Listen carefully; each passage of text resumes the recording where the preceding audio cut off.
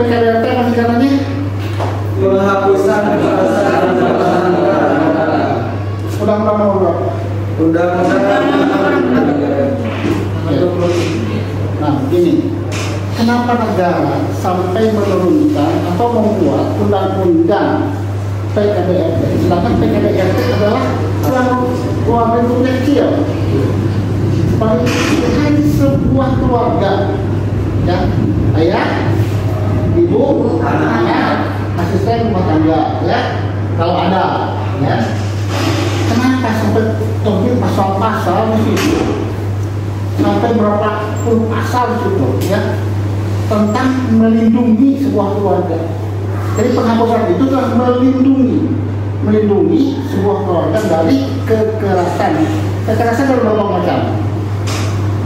Ada kekerasan fisik, kekerasan verbal. Nah, kekerasan fisik dan psikis, ya. Sekarang yang disebut dengan kekerasan fisik apa contoh? Pukul, Pak.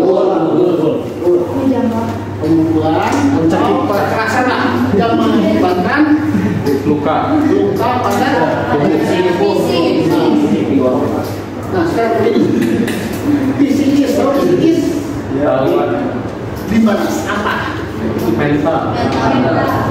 Sekarang saya sedikit mengilustrasi.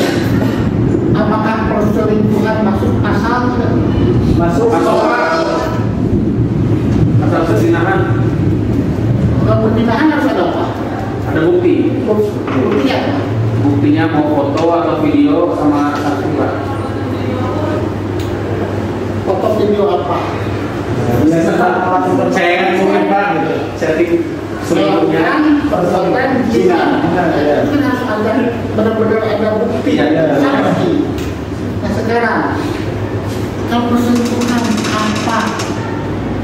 Kalau tadi itu sepele ya, perzinahan. Perselingkuhan apa nih? Kan merbak perselingkuhan itu mana-mana. Bisa proses. Belum, Pak. Penegak hukum kenapa? Tidak ada undang-undangnya. Kalau belum ada bukti. Oke, coba lihat pasal 45. Undang-Undang Nomor 23 pasal 45. Biar kalian diskusi sama saya dan diskusi sama apa? Pasal 45. 45 berarti yang tadi psikis masuk itu, Pak. Nah, kenapa saya yakinkan kalau perselingkuhan itu bisa diproses? Karena melihat dari pasal 45. Kalau PKDRT milik siapa? Milik perempuan, milik laki-laki, milik istri atau milik suami? Milik keluarga. Milik siapa? Itu milik keduanya, bukan milik istri saja, bukan milik suami saja. Ada banyak laki-laki yang disiksa sama suaminya atau istrinya. Ada juga.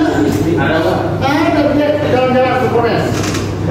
Saya menangani PKDRT adalah Polres jadi PPH ya.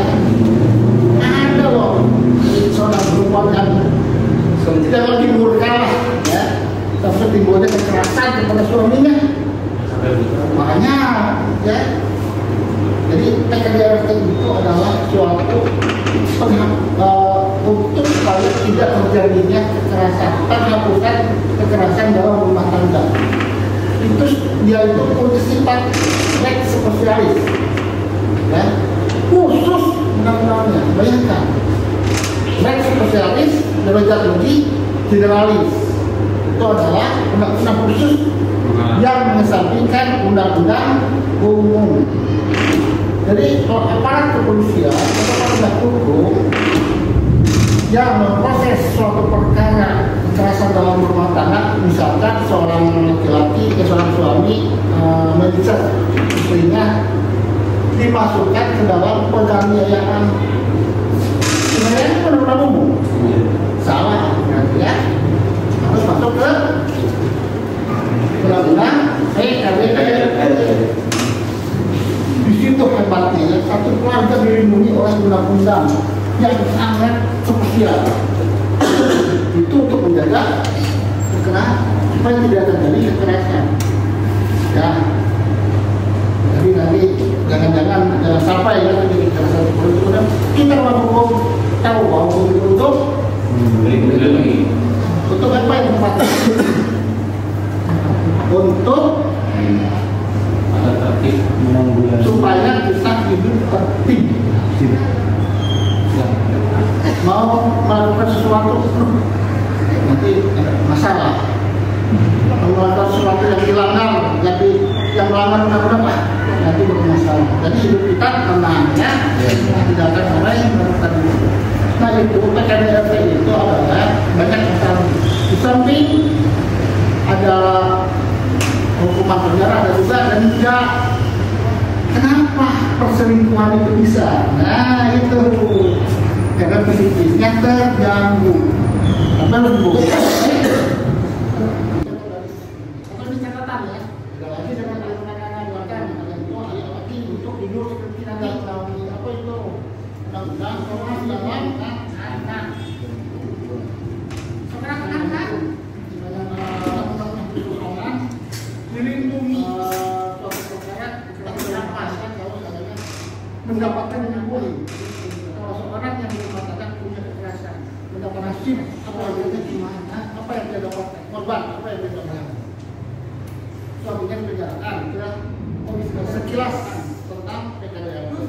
Selanjutnya kita jabarkan nanti apa yang ada di sana. Kenapa pasal korban itu penting untuk tuntutan ya. Ada tidak kekerasannya seperti apa saja yang dilakukan. Itu adalah para penegak hukum wajibnya gimana, harusnya gimana. Hanya memenjarakan orang yang melakukan ya sekian. Sedangkan dia sendiri korbannya dapat apa?